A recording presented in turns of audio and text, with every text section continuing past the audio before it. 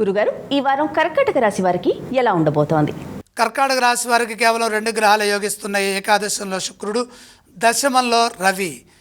లాభంలో శుక్రుడు అదృష్టపరమైన ధనాన్ని ఇస్తారు. మనం చేసే ప్రతి పని ఆర్థికంగా కలిసి వస్తుంది. దశమంలో రవి ఉన్నప్పుడు సత్కర్మలు చేస్తాము. మనం చేసే ప్రతి పని విజయవంతమవుతుంది.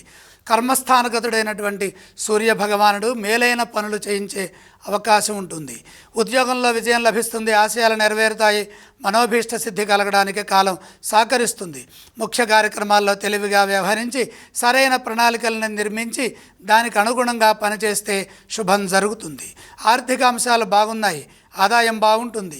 బుద్ధిబలంతో పనిచేయడం ద్వారా వ్యాపారంలో ఎదురయ్యే సమస్యలను ముందుగానే గుర్తించవచ్చు.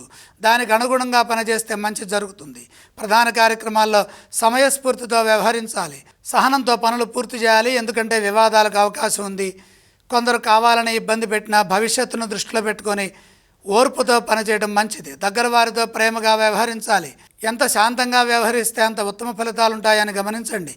ఆత్మవిశ్వాసంతో పనిచేయడం ద్వారా మంచి జరుగుతుంది. నిరంతర సాధన ఎంతో శక్తిని ప్రసాదిస్తుంది. సమాజంలో గుర్తింపుని సాధించడానికి మీ సహనం ఎంతగానో ఉపయోగపడుతుంది. కర్కాటక రాశి వారు ఎటువంటి స్తోత్రాలను పఠిస్తే బాగుంటుంది?